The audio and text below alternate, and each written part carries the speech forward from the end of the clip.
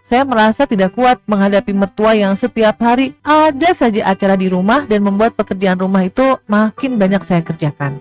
Sudah badan capek, masih saja dikritik. Sayurnya kurang pedas, keasinan, atau ada aja yang kurang di mata mertua. Rasanya saya lebih bahagia ketika belum menikah. Aduh, ngenes banget deh bun hidup saya. Nyesel nikah. Boleh gak sih kalau kabur aja? Mertua memperlakukan menantu layaknya pembantu. Sinetron ya. Kita sapa narasumber kita, ada Bunda Desi M. Destiani, penulis dan juga konselor keluarga. Assalamualaikum warahmatullahi wabarakatuh, Bunda Desi. Waalaikumsalam warahmatullahi wabarakatuh. Apa kabar Mas Anhar? Sehat? Alhamdulillah kabar baik dan sehat. Alhamdulillah, senang dengernya. Cerita dari sahabat MK yang bernama Mbak Indri. Penasaran dengan apa sih yang diceritakan sama sahabat Indri ini? Bunda bacakan ya. Bunda Desi, kenalkan namaku Indri. Bulan depan adalah 1 tahun pernikahan saya dan suami. Tapi saya tuh merasa gak bahagia bun. Entah kenapa saya merasa ada yang salah dengan pernikahan ini. Walaupun selama menjalaninya saya coba untuk ikhlas, tapi tetap aja pikiran untuk berpisah itu sangat kuat. Memang sih kami tuh menikah karena dijodohkan. Namun saya pikir masalahnya tidak akan seberat ini. Saya berharap dengan perjodohan itu saya mendapatkan kejutan manis. Oh, niatnya kami menghindari yang namanya pacaran.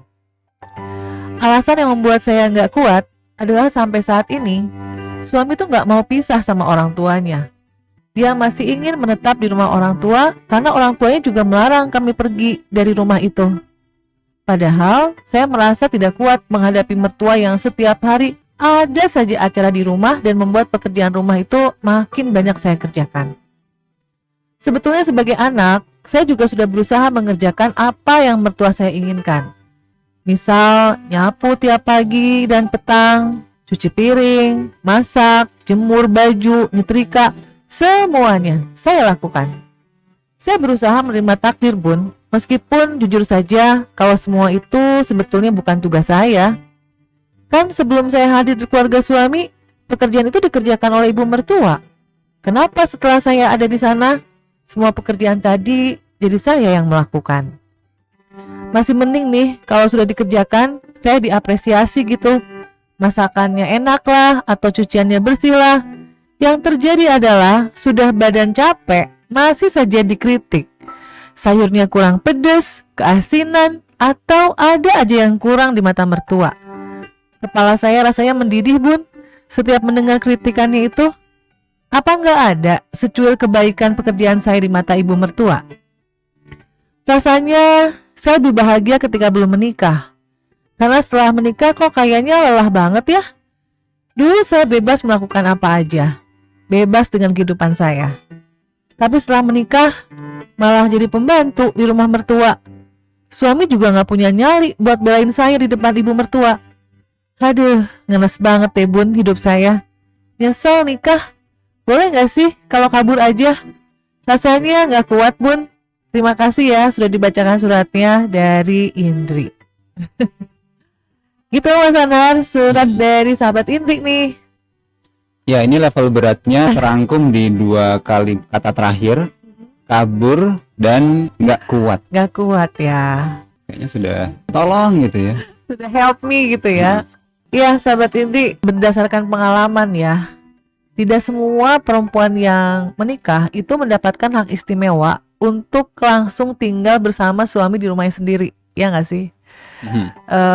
Bunda Desi aja dulu di awal-awal nikah itu masih, karena mungkin Bunda Desi sih dulu langsung keluar dari tempat tinggal orang tua ya, sebab harus hijrah ke beda kota, makanya kan mau gak mau harus cari rumah kontrakan gitu ya. Belum beli rumah, masih ngontrak, tapi alhamdulillahnya sudah berpisah dengan orang tua, sebab itu kotanya berbeda gitu. Tetapi banyak yang mungkin orang-orang yang baru menikah lalu kemudian tinggal bersama mertua dengan beberapa alasan, misalnya entah itu karena mertua tinggal sendirian, gak punya lagi anak yang bisa menjaga gitu ya, Atau juga mungkin karena masalah ekonomi ya. Misalnya suami belum mampu mengontrak rumah atau membeli rumah buat keluarga kecilnya ini. Nah, akhirnya pilihan numpang di rumah mertua mungkin jadi sebuah solusi apabila kita sudah menikah. Tapi kalau dari ceritanya sahabat Indri tadi gitu ya, mertuanya kok kayaknya serem banget ya. Udah memperlakukan sahabat Indri seperti pembantu, lalu kemudian masih ada kritikan gitu ya, celaan, bahkan tadi dikatakan di suratnya sahabat Indri sama sekali tidak diapresiasi gitu ya. Nah, kalau melihat contoh dari kisah sahabat Indri tadi, mungkin sahabat MK juga harus tahu ya bahwa mertua itu punya banyak karakter loh. Mas Anar kan punya mertua ya. Karakternya sama nggak dengan itu? Alhamdulillah jauh beda 180 derajat. Nah, alhamdulillah ya. Jadi ternyata ada mertua yang punya karakter bak malaikat. Mungkin ini dipunyai sama Mas Anhar gitu ya. Tapi ada juga yang nggak begitu baik sih sama si menantu. Dan mungkin apalagi kalau sebelumnya nih, pada saat mereka mungkin sebelum menikah sudah ada perasaan tidak suka pada menantu itu ya. Sehingga pada saat mereka menikah lalu kemudian hidup bersama, akhirnya itu berkelanjutan gitu ya. Proses ketidaksukaan ini berkelanjutan dan ternyata ini membuat tidak nyaman. Dan sahabat Indri, faktanya memang banyak sekali di kehidupan nyata ya, bahwa ada perang yang tadi Bunda Desi katakan. Bunda pernah lihat di sebuah video perang antara mertua dengan menantu ini gitu ya. Dan ini mungkin terjadi karena mertua dengan menantu tidak bisa menurunkan egonya masing-masing gitu. Kalau ngobrolin tentang mertua, sebetulnya banyak tipenya Mas tentang mertua ini. Mau tahu nggak tipe-tipe mertua apa aja? Atau Mas Ana udah tahu belum ada tipe mertua berapa nih? Nah, belum. Tapi perlu tahu, perlu belajar ya? juga. Karena saya punya bayangan nanti anak saya nikahkannya lewat perjodohan. Oh, oke. Jadi sebelum perjodohan harus lihat dulu ya tipe mertuanya kayak apa ya? Jadi yang dipikir si besan saya nih cocok gak nih jadi mertuanya anak saya nanti. Iya, betul banget. Itu juga yang jadi pemikiran saya, Mas. Oh, udah ya. Iya, usia berapa sih? Kalau anak saya sudah kuliah, anaknya Mas Anar masih SD ya? Kelas 6 SD. Gak apa-apa, udah melihat ke masa depan gitu ya. Ya, sahabat Indri, sabar ini ya. Sabar untuk dengar solusinya. Karena kita akan coba pilah dulu nih. Mertuanya sahabat Indri itu yang tipikal bagaimana sih? Nanti kalau ketahuan tipe-tipenya, harapannya sih mulai ketemu.